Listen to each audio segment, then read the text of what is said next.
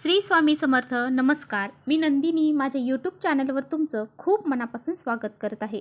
तुमच्या मनातील सर्व चांगल्या इच्छा स्वामी महाराज पूर्ण करो ही स्वामींच्या चरणी प्रार्थना करते आणि आजच्या या नवीन व्हिडिओला सुरुवात करते. उद्या आहे 28 सप्टेंबर, वार शनिवार आणि या दिवशी आलेली आहे इंदिरा एकादशी.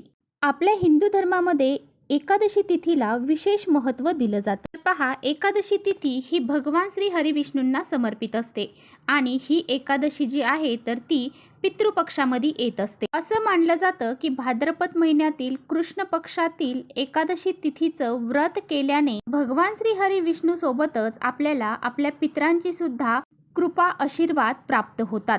पितृपक्षातील इंदिरा एकादशी अतिशय महत्त्वाची मानली जाते, कारण पितृपक्षामध्ये कोणत्याही कारणामुळे पितरांचे श्राद्ध करता आले नाही तरी सुद्धा जर तुम्ही इंदिरा एकादशीचं व्रत केलं तर आपले पित्र आपल्यावरती प्रसन्न होतात आणि आपले पित्र आपल्याला आशीर्वाद देतात. म्हणून ही एकादशी पितृपक्षात येते. यामुळे जर आपण ह्या एकादशीचं जर व्रत केलं तर आपल्याला आपल्या पितरांचे कृपा आशीर्वाद प्राप्त होतात. आपले पित्र आपल्यावरती प्रसन्न होतात. त्याचबरोबर आपल्या पितरांना मोक्ष प्राप्त होतो आणि ते आपल्यावरती प्रसन्न होतात.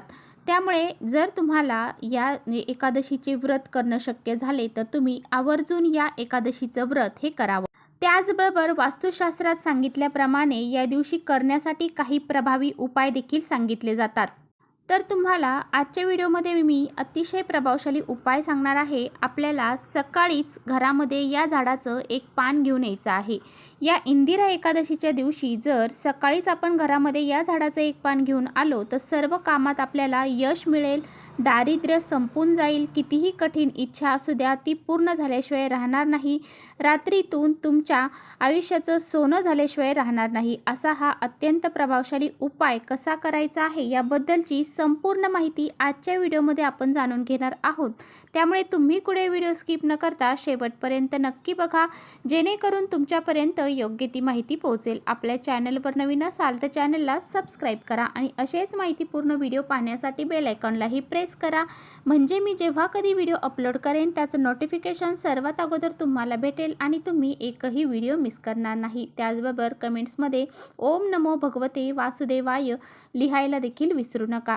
व्हिडिओ तुम्हाला आवडला, हेल्पफुल वाटला तर आपल्या मित्रपरिवारांसोबत शेअर देखील करा. तर पहा, उद्याच्या दिवशी आपल्याला एक गोष्ट लक्षात ठेवायची आहे, ती म्हणजे जर तुम्हाला या दिवशी व्रत करणं शक्य झालं तर तुम्ही जास्तीत जास्त प्रयत्न करा की या दिवशी तुम्ही व्रत करू शकाल. जर तुम्हाला पितृदोष लागलेला असेल तर तुमची लवकरात लवकर मुक्ती होईल. त्याचबरोबर पहा, ह्या एकादशीच्या दिवशी तुम्हाला भाताचं सेवन हे अजिबात करायचं नाही. तुम्ही व्रत नाही केलं तरी सुद्धा चालेल, परंतु तुम्हाला या दिवशी भाताचं सेवन करायचं नाही. तर पहा, बरेच जण म्हणतील या दिवशी आमचे पित्र असतात, आम्ही भात तर करणारच. तर पहा, तुम्ही स्वतः हा भात खायचा नाही. जरी तुम्ही पितरांना जरी नैवेद्य दाखवत असला दही भाताचा तरीसुद्धा तुम्हाला स्वतःला भात सेवन करायचा नाही. तुम्ही नैवेद्यामध्ये भात वापरू शकता. आता पहा, जो उपाय मी तुम्हाला सांगणार आहे तर तो तुम्हाला उद्या सकाळी 12 वाजण्याच्या अगोदरच करायचा आहे. तर पहा, सर्वात अगोदर तुम्हाला उद्या सकाळी लवकर उठायचं आहे, स्नान करायचं आहे, स्वच्छ कपडे परिधान करायचे आहेत. त्यानंतर तुम्हाला तुमच्या देवघरातील देवी देवतांची पूजा करून घ्यायची आहे आणि त्यानंतरच तुम्हाला हा उपाय जो आहे तर तो करायचा आहे. जर तुम्हाला कोणत्याही कामामध्ये यश प्राप्त होत नसेल, तुम्ही खूप सारी मेहनत कष्ट करत आहात की तुमचं ते काम पूर्ण व्हावं, परंतु खूप कष्ट मेहनत करून सुद्धा तुमचं ते काम पूर्ण होत नसेल, तुम्हाला त्यामध्ये यश प्राप्त होत नसेल तर तुम्हाला आवर्जून हा उपाय उद्याच्या दिवशी करायचा आहे. त्याचबरोबर तुमच्या घरामध्ये सतत पैशांच्या अडचणी जाणवत आहेत, तुमच्या घरामध्ये पैसा हा टिकत नाही, तो पैसा आला की कोणत्या ना कोणत्या मार्गाने घरातून बाहेर निघून जातो किंवा घरामध्ये पैसा येतच नाही, अशा आर्थिक समस्या जरी तुम्हाला जाणवत असतील तरी सुद्धा तुम्ही हा उपाय करायचा आहे. त्याचबरोबर तुमची एखादी इच्छा आहे, तर माझ्यापासून तर तुमच्यापर्यंत सर्वांच्या काही ना काही इच्छा असतात आणि इच्छापूर्तीसाठी तुम्ही खूप कष्ट मेहनत करत आहात, परंतु तुमच्या इच्छा पूर्ण होत नाही. तर ह्या इच्छा पूर्ण करण्यासाठी सुद्धा तुम्हाला हा एक उपाय अतिशय प्रभावशाली आहे, तो तुम्हाला उद्या करायचा आहे. तर पहा, आपल्या हिंदू धर्मामध्ये अशी काही झाडं आहेत की त्यामध्ये साक्षात देवी देवतांचा वास असल्याचं सांगितलं जातं आणि आपण त्या झाडांची विधिवत पूजा अर्चा करत असतो.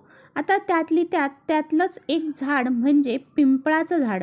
शनिदेवांनी असं सांगितलेलं आहे की जो कोणी शनिवारच्या दिवशी पिंपळाच्या झाडाची पूजा करेल, त्याचबरोबर पिंपळाच्या झाडाला स्पर्श करेल, त्याच्या सर्व मनोकामना ह्या पूर्ण होतील आणि त्या व्यक्तीच्या जीवनामध्ये ज्या काही संकट आहेत, अडचणी आहेत, दोष आहेत, ते सर्व नष्ट होऊन जातील आणि त्याची खूप सारी प्रगती होईल. त्याच्या मनातील सर्व इच्छा ह्या पूर्ण होतील. तर पहा, उद्या तुम्हाला काय करायचं आहे. एक तांब्याचा कलश स्वच्छ पाण्याने भरून घ्यायचा आहे आणि त्यामध्ये थोडंसं कच्चं दूध तुम्हाला टाकायचं आहे, थोडासा गूळ तुम्हाला टाकायचा आहे. त्याचबरोबर तुम्हाला एक मोहरीच्या तेलाचा दिवा हा प्रज्वलित करून घ्यायचा आहे. जर तुमच्याकडे मोहरीचं तेल नसेल तर तुमच्याकडे जे तेल असेल ते तुम्ही घेऊन जाऊ शकता. त्यामध्ये तुम्हाला थोडीशी काळी मोहरी टाकायची आहे. अशा पद्धतीने तुम्ही दिवा घेऊन जाऊ शकता. दिवा घेऊन जाणं शक्य नसेल तर तुम्ही अगरबत्ती, धूप देखील घेऊन जाऊ शकता. तर पहा, सर्वप्रथम तुम्हाला पिंपळाच्या झाडाखाली जायचं आहे. तिथे गेल्यानंतर दिवा प्रज्वलित करायचा आहे. जर तुम्ही दिवा घेऊन गेला असाल तर दिवा प्रज्वलित करा. दिवाच्या खाली काहीतरी आसन द्या. असाच दिवा खाली ठेवू नका. त्याखाली फुलांच्या पाकळ्या किंवा मग तांदळाचं आसन तुम्हाला द्यायचं आहे. तो दिवा किंवा धूप अगरबत्ती घेऊन गेला असेल तर ते तुम्हाला प्रज्वलित करून त्यानंतर जे पाणी घेऊन गेलेला आहात तर ते पाणी तुम्हाला त्या झाडाला गोलाकार पद्धतीने अर्पण करायचं आहे. आता हे जल अर्पण करत असताना ओम नमो भगवते वासुदेवाय या प्रभावी मंत्राचा तुम्हाला जप करायचा आहे आणि त्यानंतर दोन्ही हात जोडून तुम्हाला त्या वृक्षाला 5 किंवा 9 प्रदक्षिणा घालायच्या आहेत किंवा तुम्ही 11 प्रदक्षिणा देखील या वृक्षाला घालू शकता. प्रदक्षिणा करत असताना देखील आपल्याला ओम नमो भगवते वासुदेवाय नमः या प्रभावी मंत्राचा जप करायचा आहे. या वृक्षामध्ये साक्षात भगवान श्री हरी विष्णू वास करतात आणि जेव्हा हे जल आपण त्यांना अर्पण करतो तेव्हा ते आपल्यावरती प्रसन्न होतात आणि त्याचबरोबर माता लक्ष्मी देखील आपल्यावरती प्रसन्न होते, कारण पिंपळ वृक्षामध्ये माता लक्ष्मी देखील वास करत असते. आता ही सर्व सेवा करून झाल्यानंतर दोन्ही हात जोडून तुम्हाला भगवान श्री हरी विष्णू माता लक्ष्मीला प्रार्थना करायची आहे. तुमची जी काही इच्छा आहे तर ती तुम्हाला तिथे व्यक्त करायची आहे आणि मनोभावे नमस्कार करून तुम्हाला त्या वृक्षाची 11 पाने तोडायची आहेत. पिंपळाची 11 पानं तुम्हाला घरी घेऊन यायची आहेत. आता पिंपळाच्या झाडाची पानं घेताना तुम्हाला चांगली पानं घ्यायची आहेत. खराब झालेली किंवा पिवळी पडलेली अशी पानं न घेता स्वच्छ आणि चांगली पानं तुम्हाला घ्यायची आहेत. आता पहा, हे पानं तोडत असताना देखील तुम्हाला प्रार्थना करायची आहे की हे पानं मी कशासाठी घेऊन चाललेले आहे हे सुद्धा तुम्हाला तिथे सांगायचं आहे. आता ही पानं घरी घेऊन आल्यानंतर तुम्हाला ती पानं स्वच्छ धुवून काढायची आहेत. थोडंसं लाल कुंकू घ्यायचं आहे किंवा लाल चंदन तुमच्याकडे असेल किंवा शेंदूर असेल तर तो घ्यायचा आहे. काडीच्या साह्याने त्यामध्ये थोडीशी पेस्ट करून तुम्हाला काडीच्या साह्याने त्या पानांवरती श्रीराम असं लिहायचं आहे. आता पहा, ह्या पानांमध्ये तुम्हाला एक माळ तयार करायची आहे. म्हणजे ह्या पानं तुम्हाला एका धाग्यामध्ये बांधायचे आहेत आणि त्याची माळ तयार करून एका तांब्यामध्ये तुम्हाला स्वच्छ पाणी भरून घ्यायचं आहे. यानंतर तुम्हाला त्या पाण्यामध्ये थोडेसे काळे तीळ आणि थोडंसं कच्चं दूध टाकायचं आहे आणि त्यानंतर तुम्हाला हे जल आणि हे जे पानं आहेत तर ते तुम्हाला घेऊन मारुतीच्या मंदिरात जायचं आहे. हनुमानाच्या मंदिरात गेल्यानंतर मारुतीला ते जल तुम्हाला अर्पण करायचं आहे आणि त्यानंतर ही जी माळ घेऊन गेलेला आहात पिंपळाच्या पानाची, ती माळ तुम्हाला मारुतीच्या गळ्यामध्ये घालायची आहे. अशा पद्धतीने तुम्हाला हा उपाय करायचा आहे. स्वतः शनिदेवाने सांगितले आहे की जो कोणी शनिवारच्या दिवशी मारुतीची पूजा करेल त्याच्या जीवनातील सर्व दुःख संकट दूर होऊन त्याची खूप सारी प्रगती होईल. आणि त्यानंतर तिथेच बसून तुम्हाला हनुमान चालीसाचं पठण करायचं आहे.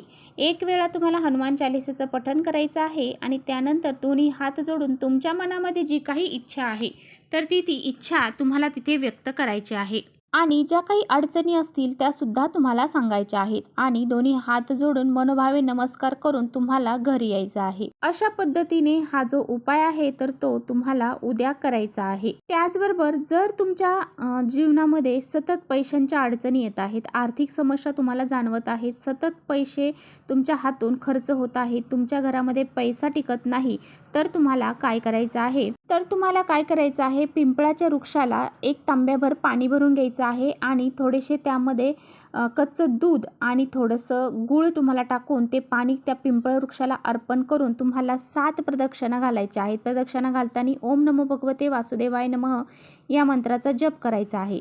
त्यानंतर तुम्हाला तिथे बसून हनुमान चालिसेचं पठण करायचं आहे. तिथे तुम्हाला हनुमान चालिसेचं पठण करून झाल्यानंतर त्या झाडाचं एक पान तुम्हाला तोडायचं आहे, ते स्वच्छ करून घरी आणायचं आहे. त्यानंतर तुम्हाला त्या पानाला अत्तर लावायचं आहे आणि हे जे पान आहे तर ते तुम्हाला तुमच्या पर्समध्ये ठेवायचं आहे. तर पहा, तुम्हाला हे पान जे आहे तर ते प्रत्येक महिन्याला बदलायचं आहे. तर प्रत्येक शनिवारी म्हणजे तुम्ही कोणत्याही महिन्यातील एका कोणत्याही शनिवारी झाडाखाली जायचं आहे, पान घ्यायचं आहे आणि ज्या पद्धतीने तुम्हाला सांगितलं आहे त्या पद्धतीने उपाय करून ते पान तुम्हाला तुमच्या पर्समध्ये ठेवायचं आहे. असं केल्याने तुमचे करोडोचे जरी कर्ज असले तरीसुद्धा त्यातून तुम्हाला मुक्त होण्यासाठी मार्ग मोकळे होतील किंवा मग तुमच्या घरामध्ये पैसा टिकत नसेल तर तो पैसा टिकायला सुरुवात होईल. असा हा अत्यंत प्रभावशाली उपाय तुम्ही उद्याच्या दिवशी करायला अजिबात विसरू नका. तर चला इथेच थांबवते माझा व्हिडिओ तुम्हाला थोडा जरी आवडला असेल तर नक्की लाईक करा. चॅनलवर नवीन असाल तर चॅनलला सबस्क्राईब करा. परत भेटूया अशा छानशा व्हिडिओसोबत. तोपर्यंत श्री स्वामी समर्थ.